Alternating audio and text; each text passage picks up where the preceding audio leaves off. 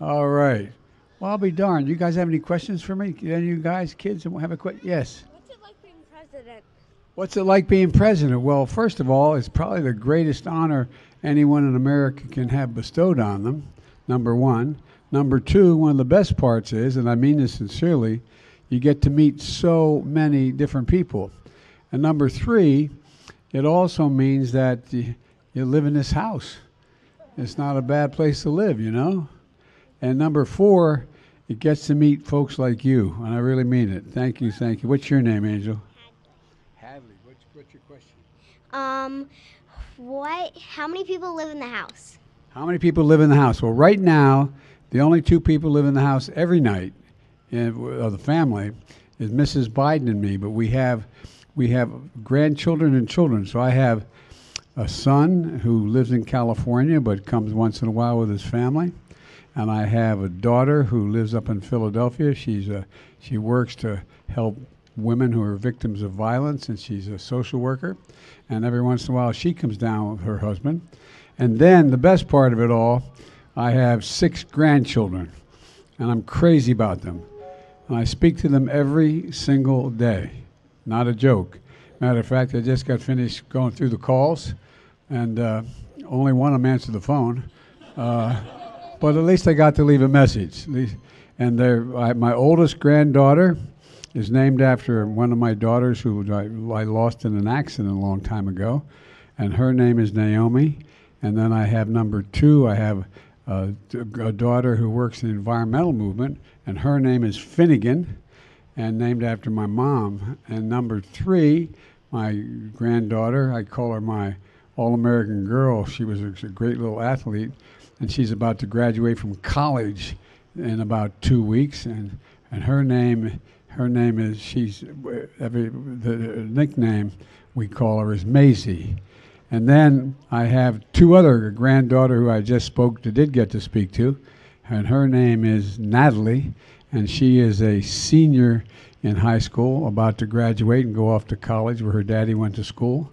And then I have a grandson who's going to be a senior in high school. And then now I have a new baby boy. He's 3.5 years old, and his daddy named him after his brother, my deceased son, and he's Bo Biden. So and guess what? They're crazy about me because I pay so much attention to them. Anybody else have any questions? Yes, baby. What do you have? Oh. My name's Amelia, and where are your grandsons or granddaughters? We're okay. Her name is Amelia. She wants to know where my granddaughters are. One granddaughter lives in Pennsylvania, in Philadelphia. One granddaughter lives in New York. One granddaughter lives in Washington. One granddaughter lives in Wilmington, Delaware. And the other grandsons, my grandson lives in California.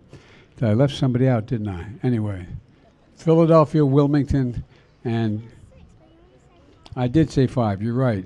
So let me see. I got 1 in New York, 2 in Philadelphia. There's a 3. No, 3, because I got one granddaughter who is, I don't know. You're confusing me, but they're all around Wilmington, California, New York, and Philadelphia, the cities they live in. Yes, honey. I'm Shia, and I wanted to ask, why did you want to become the president? Why did I want to become the president? Well, you know, when I was younger, 120 years ago, when I was younger, I lived in a state that it was very hard for African Americans to have a fair chance. It was segregated by law. And so as a high school student, I got involved in what's called the Civil Rights Movement. And so one of the things that was happening in my state was we were trying to get people to run to fight for civil rights. And we were having trouble getting that many people to run when I started off. And they asked me to run, and I said I didn't want to. And then my sister, who's my best friend, my sister used to be 3 years younger than me. Now she's 20 years younger than me. We went to the same university. She graduated with honors. I graduated, but she managed my campaign, and so we ran in a district with my team, the team I belonged to, hadn't won, and so I said, okay, I'd run, be the good sport. But guess what? We won because of my sister. And next thing I know, one thing came after another, and then it turned out that I ended up being a senator for a long time, and then President Obama, asked me to be his vice president, and then I ran for president 4 years later. Yes, honey. What's your favorite ice cream flavor? Now she's talking my language. What's my favorite ice cream flavor? I may be among the dullest presidents of the world because I'm known for two things: my Ray-Ban sunglasses and chocolate chip ice cream. That's my favorite. Down here, yes. What's your question, honey? My question is, what makes you hopeful for the next generation of America? You. I said, what makes me hopeful for the next generation of Americans? The generation of Americans, from you guys to people all the way to the late 20s, is the most open, the least prejudiced, the best educated, and the most giving generation in American history. For real. Not a joke. And that's why I'm so hopeful. Because in America, we can do anything.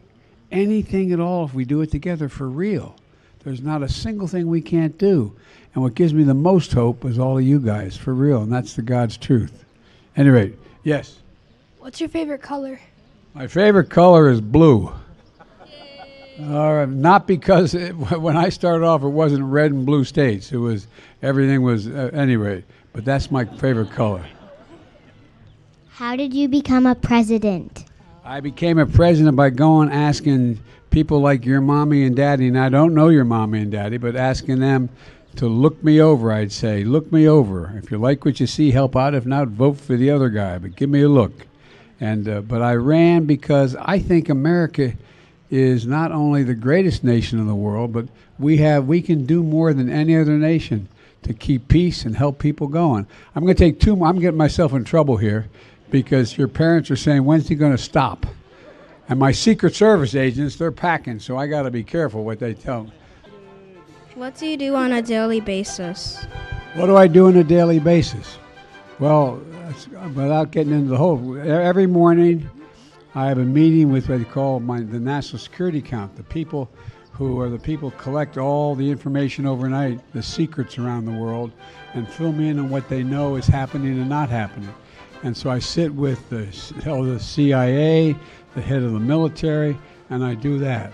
Every morning I meet with my chief of staff to find out what the most important things are going on that day. And then it depends. For example, today I'm going to be, anyway, the schedule varies, and then I meet with my press team and I talk to the press as well. Yes? What's your favorite movie? My favorite movie was the new movie that was about that guy who flies jet planes. You know who I'm talking about? Top Gun? Top Gun. Did you see Top Gun Maverick? That's been my favorite movie I've seen this year.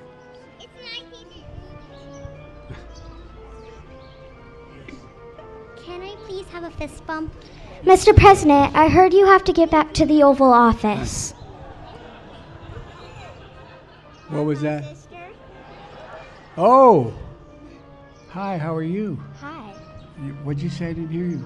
I said you have to get back to I heard you had to get back to the Oval Office. And by the way, the one thing I thought when I got to be president, I'd get to give orders. But I take more orders than I ever did, and you're right, babe. What's your name? Kathleen. Kathleen, what a beautiful name. Kathleen's reminding me I've got to get back to the office. If I don't go, they're going to get the Secret Service working on me, so I'm going to be in trouble.